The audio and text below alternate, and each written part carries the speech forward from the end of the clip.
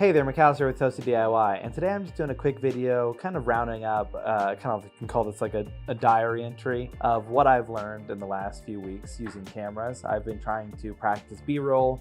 You may have seen the video, how to B-roll. I did the Windex bottle. I've been doing ad spots recently and some different things for the channel, so I've learned a little bit more about cameras than I've ever known, and I'd like to just kind of recap what I believe I know now and kind of help anybody else who's trying to look at this journey of trying to learn more about cameras from a very beginner perspective, and then hopefully one day in the future I can look back on this and say what I got right, what I got wrong, and what I'm looking to. So this is just a rough guide. I'm not going to give any knowledge that I think is groundbreaking. But if you're in the beginning of your journey of looking at cameras or cinematography or just want to know how they work, here's the basics from somebody who is getting it in bite-sized pieces. So the first thing that I've learned about is lenses.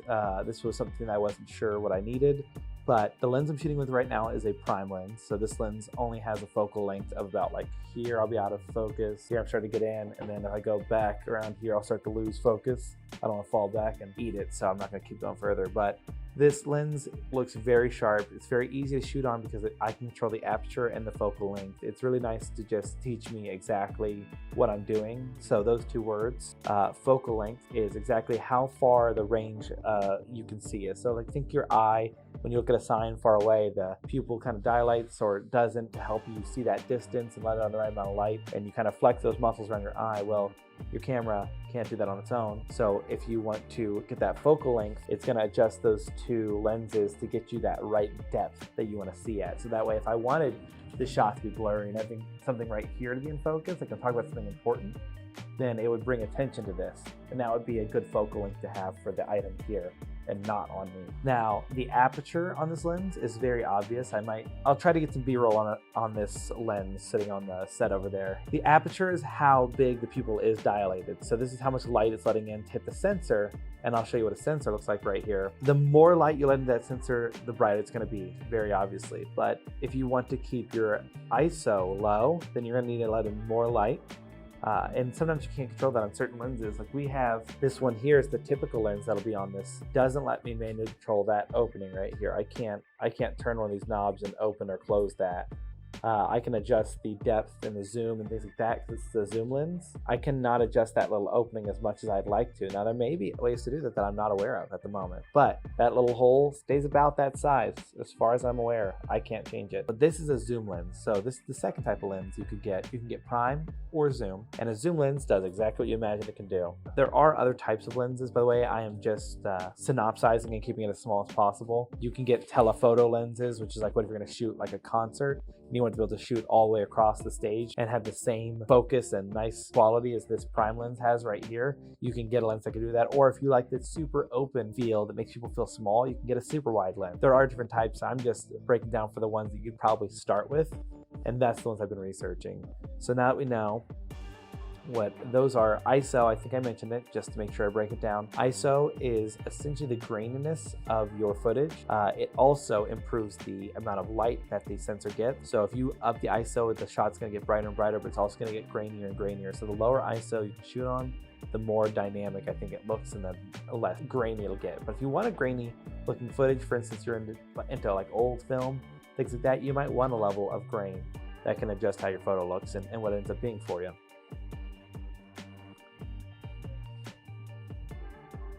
So now that we're talking about lenses, the part that gets really difficult for me and that I'm still learning is cameras themselves. So what I have right here is I believe this is the Nikon, D3100.